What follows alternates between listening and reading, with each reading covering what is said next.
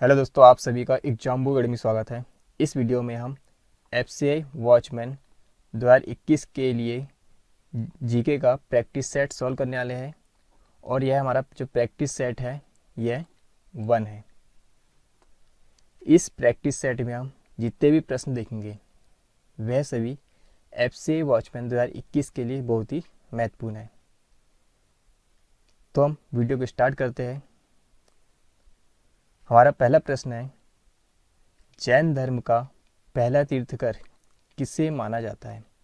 हमें यहाँ पर बताना है जैन धर्म का पहला तीर्थकर किसे माना जाता है।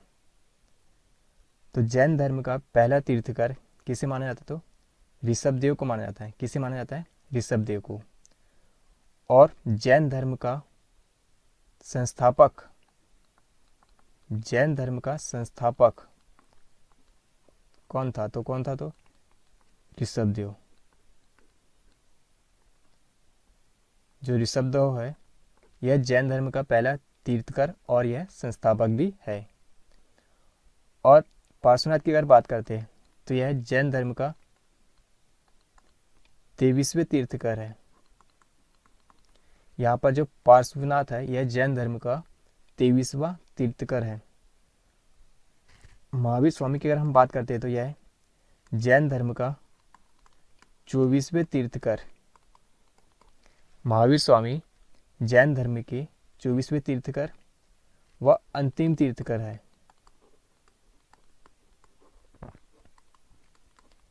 महावीर स्वामी जो है वह जैन धर्म के 24वें तीर्थकर एवं अंतिम तीर्थकर है। तो हमारा प्रश्न क्या है?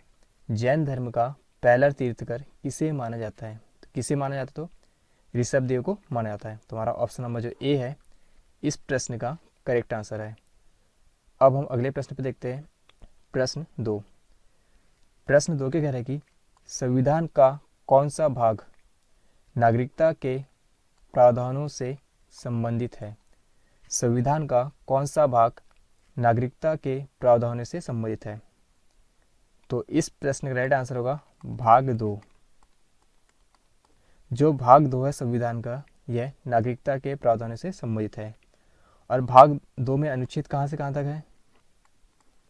भाग 2 में अनुच्छेद 5 से 11 तक है। कहाँ से कहाँ तक है? तो 5 से 11 तक है।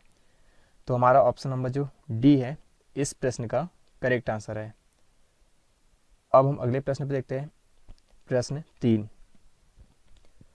प्रश्न 3 के कह रहे हैं कि किस देश के साथ भारत की सबसे लंबी अंतर्राष्ट्रीय सीमा है। किस देश के साथ भारत की सबसे लंबी अंतर्राष्ट्रीय सीमा है? तो इस प्रश्न राइट आंसर होगा बांग्लादेश। बांग्लादेश के साथ भारत की सबसे लंबी अंतर्राष्ट्रीय सीमा है और जिसकी लंबाई की अगर हम बात करें तो 4096.7 किलोमीटर लंबाई कितनी है? तो 4096.7 किलोमीटर। तो हमारा ऑप्शन नंबर जो सी है इस प्रश्न का करेक्ट आंसर है। अब हम अगले प्रश्न पे देखते हैं। प्रश्न 4। प्रश्न 4 के कह रहे हैं कि निम्नलिखित में से कौन सा एक बुरा ऊष्मा परिचालक है? तो कौन सा एक है? तो शीशा। तो हमारा ऑप्शन नंबर जो ए है इस प्रश्न का करेक्ट आंसर है।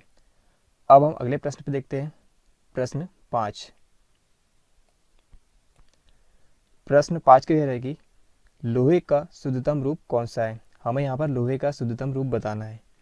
तो लोहे का शुद्धतम रूप कौन सा है? तो पिटवा लोहा। पिटवा लोहा लोहे का शुद्धतम रूप है। तो हमारा ऑप्शन नंबर जो बी है इस प्रश्न का करेक्ट आंसर है। अब हम अगले प्रश्न पे देखते हैं। प्रश्न 6। प्रश्न 6 के कह रहे हैं कि विटामिन ए की कमी से कौन सा रोग होता है? हमें यहाँ पर बताना है कि विटामिन ए की कमी से कौन सा रोग होता है। तो कौन सा रोग होता है? तो रतौंधी। रतौंधी जो रोग है वह विटामिन ए की कमी से होता है। रतौंधी रोग विटामिन ए की कमी से होता है। अब हम देखते हैं स्कर्वी की अगर हम बात करते हैं तो जो स्कर्वी जो रोग है यह विटामिन सी की कमी से स्कर्वी रोग होता है।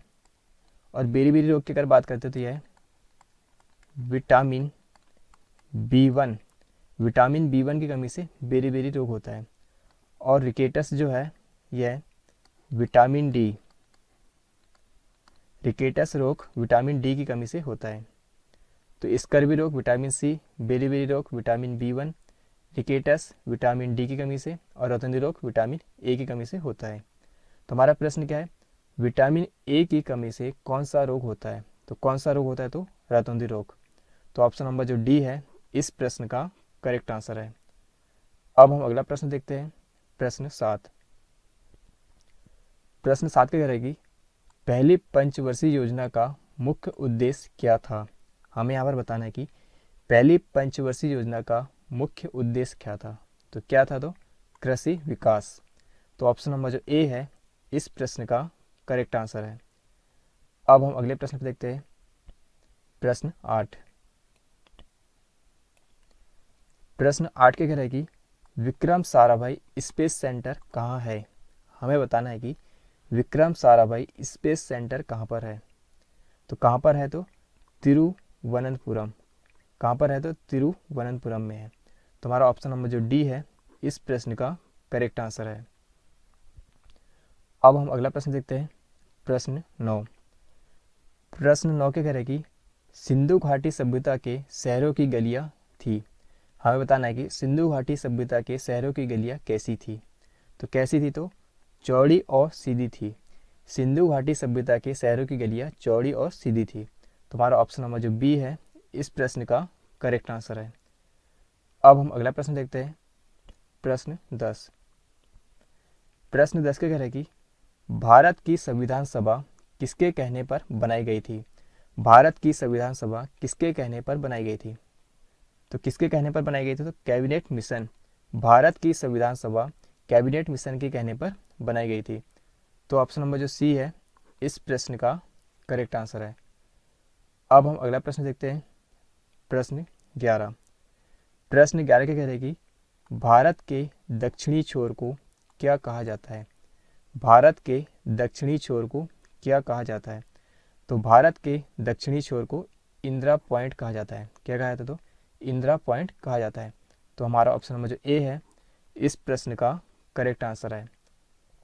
अब हम अगला प्रश्न देखते हैं, प्रश्न 12। प्रश्न 12 के कह रहा है कि पानी की टंकी ऊपर से देखने पर कम गहरी दिखाई देने का कारण है। पानी की टंकी ऊपर से देखने पर कम गहरी दिखाई देने का कारण है। तो किस कारण से कम दिखाई देती है? तो अपवर्तन के कारण। तो ऑप्शन नंबर जो ए है इस प्रश्न का करेक्ट आंसर है। अब हम अगला प्रश्न देखते हैं, प्रश्न 13।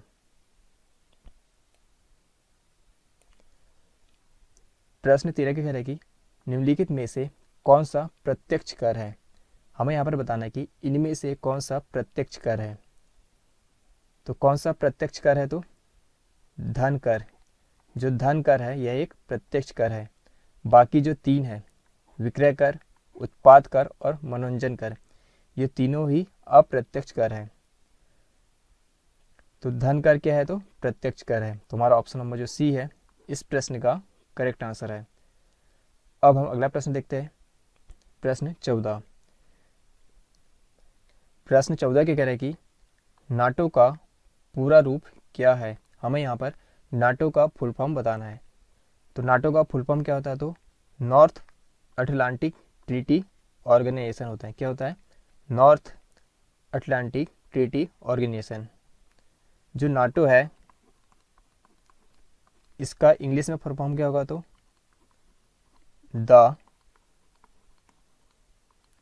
The North Atlantic Treaty Organisation.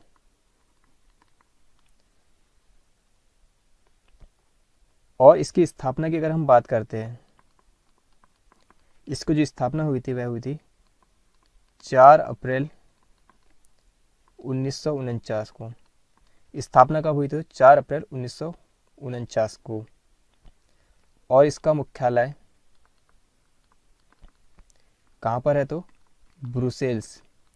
और यह कहाँ पर है? बेल्जियम में है। तो नाटो का पूरा रूप क्या है? तो नॉर्थ अटलांटिक ट्रीटी ऑर्गेनाइजेशन, और इसकी स्थापना 4 अप्रैल 1949 को हुई थी, और इसका मुख्यालय ब्रुसेल्स बेल्जियम में है। तो हमारा ऑप्शन नंबर जो डी होगा इस प्रश्न का करेक्ट आंसर है। अब हम अगला प्रश्न देखते हैं, प्रश्न 15। प्रश्न 15 क्या कह रहा है कि चंद्रगुप्त मौर्य का पुत्र कौन था? हमें यहाँ पर बताना है कि चंद्रगुप्त मौर्य का पुत्र कौन था। तो कौन था? तो बिंदुसार था। चंद्रगुप्त मौर्य का पुत्र बिंदुसार था। तो ऑप्शन नंबर जो बी है इस प्रश्न का करेक्ट आंसर है। अब हम अगला प्रश्न देखते हैं, प्रश्न 16। प्रश्न 16 क्या कह रहा है कि भारतीय संविधान पूर्णतः किस तिथि से लागू हुआ था?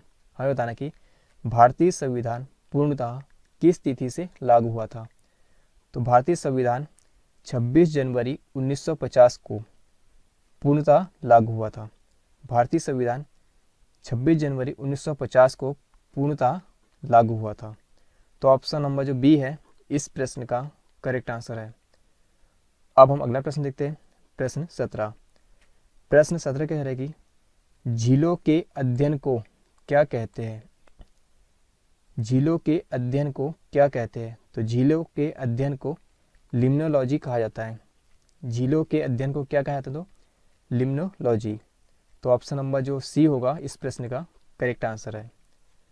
अब हम अगला प्रश्न देखते हैं, प्रश्न 18। प्रश्न 18 क्या कह रहा है कि निम्न में से कौन सा लौह अयस्क है? हमें बताना कि इनमें से कौन सा लौह अयस्क है। तो कौन सा है? तो मैग्नेटाइट। मैग्नेटाइट एक लौह अयस्क है। तो ऑप्शन नंबर जो डी है इस प्रश्न का करेक्ट आंसर है। अब हम अगला प्रश्न देखते हैं, प्रश्न 19। प्रश्न 19 क्या कह रहा है कि भारत में राष्ट्रीय आय का आकलन पहली बार किसने किया था? भारत में राष्ट्रीय आय का आकलन पहली बार किसने किया था? तो किसने किया था? तो दादा भाई नौरोजी ने किया था। भारत में राष्ट्रीय आय का आकलन पहली बार दादा भाई नौरोजी ने किया था। तो ऑप्शन नंबर जो सी है इस प्रश्न का करेक्ट आंसर है। अब हम अगला प्रश्न देखते हैं, प्रश्न 20। प्रश्न 20 क्या कह रहा है कि राष्ट्रीय कृषि अनुसंधान प्रबंधन अकादमी कहाँ स्थित है? हमें बताना कि राष्ट्रीय कृषि अनुसंधान प्रबंधन अकादमी कहाँ स्थित है। तो कहाँ स्थित है? तो हैदराबाद में। राष्ट्रीय कृषि अनुसंधान प्रबंधन अकादमी हैदराबाद में स्थित है। तो ऑप्शन नंबर जो सी है इस प्रश्न का करेक्ट आंसर है। अब हम अगला प्रश्न देखते हैं, प्रश्न 21। प्रश्न 21 क्या कह रहा है कि सुल्तान महमूद कहाँ का शासक था? सुल्तान महमूद कहाँ का शासक था? तो कहाँ का शासक था? तो गजनी का था। तो ऑप्शन नंबर जो बी है इस प्रश्न का करेक्ट आंसर है। अब हम अगला प्रश्न देखते हैं, प्रश्न 22। प्रश्न 22 क्या कह रहा है कि भारत की सबसे बड़ी झील कौन सी है? हमें बताना कि भारत की सबसे बड़ी झील कौन सी है। तो भारत की सबसे बड़ी झील कौन सी है? तो वुलर झील है। भारत की सबसे बड़ी झील वुलर झील है। तो ऑप्शन नंबर जो ए है इस प्रश्न का करेक्ट आंसर है। अब हम अगला प्रश्न देखते हैं, प्रश्न 23। प्रश्न 23 क्या कह रहे हैं कि विश्व व्यापार संगठन का मुख्यालय कहाँ स्थित है? विश्व व्यापार संगठन का मुख्यालय कहाँ स्थित है? कहाँ पर स्थित है? तो जेनेवा स्विट्जरलैंड में। विश्व व्यापार संगठन का मुख्यालय जेनेवा स्विट्जरलैंड में स्थित है। इसको इंग्लिश में क्या कहते हैं? तो WTO, वर्ल्ड ट्रेड ऑर्गेनाइजेशन। इसकी स्थापना की अगर हम बात करते हैं, जो WTO है इसकी स्थापना कब हुई थी? तो 1 जनवरी 1995 को। कब हुई थी? तो 1 जनवरी 1995 को इसकी स्थापना हुई थी। और इसका मुख्यालय कहाँ है? तो जेनेवा स्विट्जरलैंड में है। तो विश्व व्यापार संगठन का मुख्यालय कहाँ पर है? तो जेनेवा स्विट्जरलैंड। तो ऑप्शन नंबर जो ए है इस प्रश्न का करेक्ट आंसर है। अब हम अगला प्रश्न देखते हैं, प्रश्न 24। प्रश्न 24 क्या कह रहा है कि इंडिका किसने लिखी? हमें बताना कि जो इंडिका जो पुस्तक है यह किसने लिखी है? तो किसने लिखी है? तो मेग स्थनीज ने लिखी है। किसने लिखी है? तो मेग स्थनीज। तो ऑप्शन नंबर जो डी है इस प्रश्न का करेक्ट आंसर है। अब हम अगला प्रश्न देखते हैं, प्रश्न 25। प्रश्न 25 के कह रहे कि निम्नलिखित में से किसे आनुवंशिकी का जनक कहा जाता है। निम्नलिखित में से किसे आनुवंशिकी का जनक कहा जाता है। किसे कहा जाता है? तो मेंडल को। आनुवंशिकी का जनक मेंडल को कहा जाता है और इसका पूरा नाम क्या है? तो ग्रेगर जोहान मेंडल। तो आनुवंशिकी का जनक ग्रेगर जोहान मेंडल को कहा जाता है। तो ऑप्शन नंबर जो ए है इस प्रश्न का करेक्ट आंसर है। अब हम अगला प्रश्न देखते हैं, प्रश्न 26। वेदों की ओर लौटो का नारा किसने दिया था। वेदों की ओर लौटो का नारा किसने दिया था? तो किसने दिया था? तो दयानंद सरस्वती ने दिया था। किसने दिया था? दयानंद सरस्वती ने। तो ऑप्शन नंबर जो सी है इस प्रश्न का करेक्ट आंसर है। अब हम अगला प्रश्न देखते हैं, प्रश्न 27। प्रश्न 27 के कह रहा है कि ओलंपिक खेलों में मेडल जीतने वाले किस खिलाड़ी को दिल्ली खेल विश्वविद्यालय का पहला कुलपति नियुक्त किया गया है। ओलंपिक खेलों में मेडल जीतने वाले किस खिलाड़ी को दिल्ली खेल विश्वविद्यालय का पहला कुलपति नियुक्त किया गया है। तो किसे नियुक्त किया गया है? तो कर्णम मल्लेश्वरी को। तो ऑप्शन नंबर जो बी है इस प्रश्न का करेक्ट आंसर है। अब हम अगला प्रश्न देखते हैं, प्रश्न 28। पैरालंपिक खेलों में स्वर्ण पदक जीतने वाली भारत की पहली और एकमात्र पैरालंपिक महिला कौन है? तो कौन है? तो अवनी लिखाना। तो ऑप्शन नंबर जो बी है इस प्रश्न का करेक्ट आंसर है। अब हम अगला प्रश्न देखते हैं, प्रश्न 29। प्रश्न 29 के कह रहे कि लोकसभा का प्रथम अध्यक्ष कौन था। हमें यहाँ पर बताना है कि लोकसभा का प्रथम अध्यक्ष कौन था। तो कौन था? तो गणेश वासुदेव मावलंकर। लोकसभा का प्रथम अध्यक्ष गणेश वासुदेव मावलंकर था। तो ऑप्शन नंबर जो डी है इस प्रश्न का करेक्ट आंसर है। अब हम अगला प्रश्न देखते हैं, प्रश्न 30। प्रश्न 30 के कह रहे कि भारतीय पर्यटन दिवस कब मनाया जाता है। हमें बताना है कि भारतीय पर्यटन दिवस कब मनाया जाता है। तो भारतीय पर्यटन दिवस 25 जनवरी को मनाया जाता है।